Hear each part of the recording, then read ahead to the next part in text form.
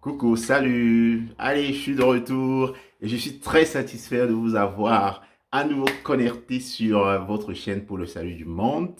Après une bonne pause bien méritée, je dirais, et qui m'a permis aussi de réfléchir voilà, sur l'orientation de votre chaîne, de votre canal.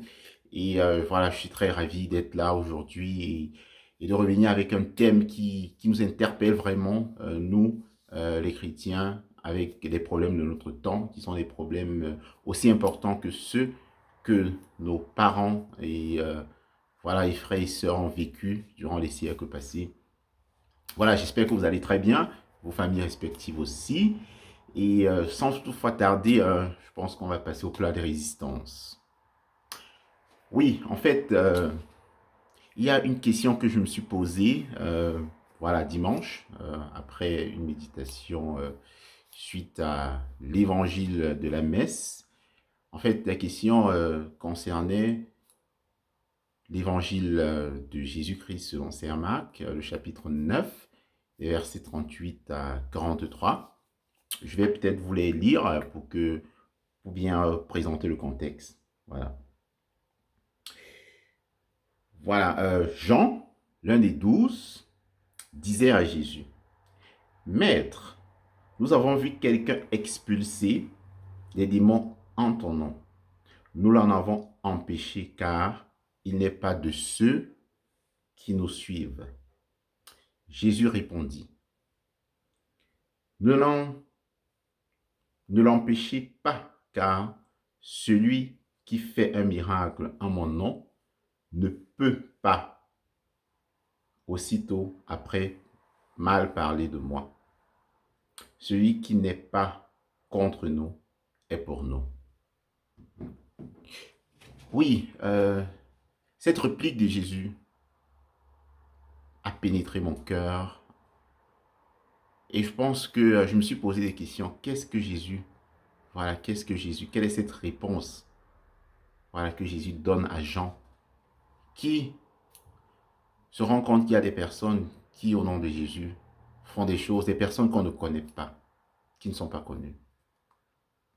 C'est vrai qu'on lit la suite du verset, Jésus déroule et en nous faisant comprendre qu'on doit pouvoir aussi abandonner certaines choses pour avoir l'espoir, l'espérance de sauver ce que l'on décide de garder. Voilà, vous vous rappelez voilà, de cette parole où Jésus dit, si c'est ton œil qui te pousse au péché, arrache-le, afin d'éviter qu'à cause de ton œil, tout ton corps ne périsse. Mais je ne vais pas aller dans ce domaine. Moi, je voudrais qu'on se limite vraiment cette parole de Jésus. Celui qui n'est pas contre nous est avec nous.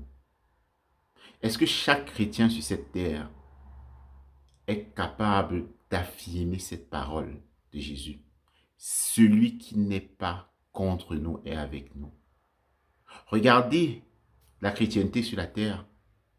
Elle est pleine de batailles. Même à l'intérieur des églises très organisées qui ont fait leurs preuves telles que l'église catholique, il y a des batailles. Je ne veux même pas parler des grandes églises entre elles, ou des grandes et des petites. Est-ce que nous pouvons dire celui qui n'est pas contre nous est avec nous? Moi, je pense que ça, c'est une profession de foi que chaque chrétien devrait avoir. Oui, nous passons le temps à nous entretuer. Telle église, elle pioche dans telle autre. Pourtant, nous tous, on aime Jésus. Pourtant, nous tous, on est pour Jésus.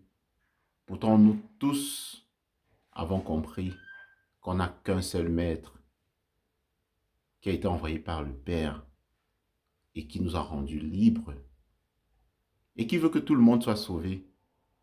C'est Jésus.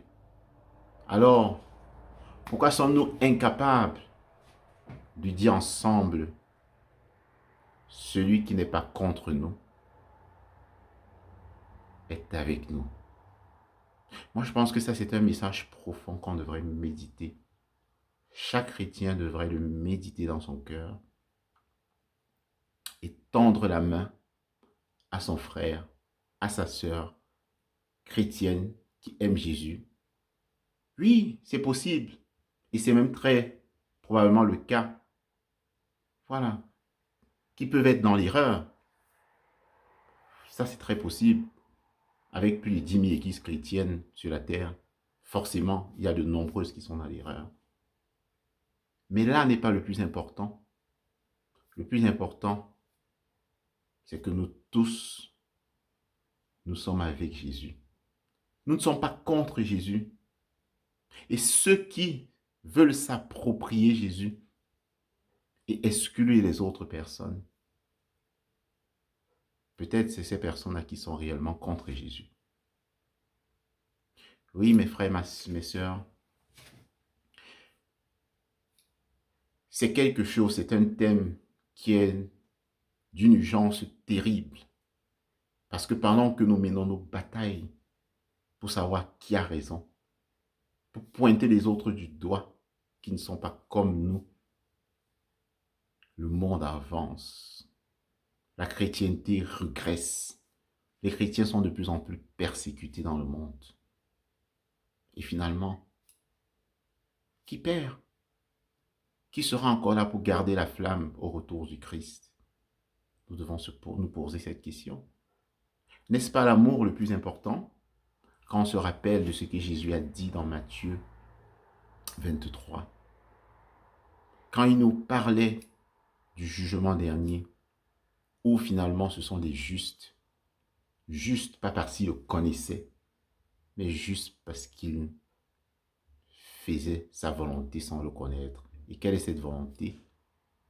C'était des personnes qui aimaient, qui ne regardaient pas d'abord ce qu'ils peuvent prendre à la rencontre avec les autres, mais qui se focalisaient d'abord sur ce qu'ils peuvent donner. Oui, mes frères, oui, mes sœurs, penchons-nous réellement sur cette problématique de notre temps, où un humanisme très beau, mais encore plus monstrueux, car il met l'homme au centre de tout. Oui, cet humanisme sans Dieu est en train de grandir, de grandir, de grandir. Et nous, au lieu de nous raffermir ensemble, nous préférons nous détruire ensemble. Que le Seigneur Dieu Tout-Puissant, au-delà des divergences, au-delà des incompréhensions, qui nous permettent à chaque fois que nous avons en face de nous quelqu'un qui aime Jésus, de dire, Seigneur, il n'est pas contre toi, donc il est avec toi et il est mon frère et elle est ma sœur. Oui, Seigneur Dieu Tout-Puissant, nous te prions.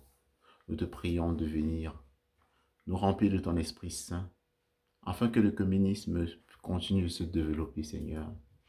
Il ne s'agit pas de faire des compromis, il ne s'agit pas de faire de la politique, mais il s'agit de se découvrir, de se regarder avec les yeux du Christ, avec les yeux de ton Fils que tu nous as envoyé. Oui, il s'agit de s'aimer, même si on n'est pas d'accord. Une chose est sûre, nous sommes au moins d'accord que nous t'aimons tous et c'est suffisant. Amen.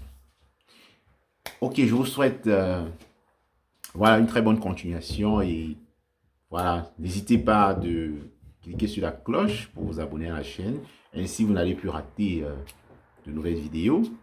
Et surtout aussi de commenter si vous avez aimé et même si vous n'avez pas aimé.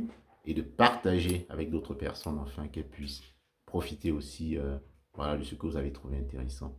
Allez, à la prochaine. On reste en contact et que Dieu vous protège. Ciao.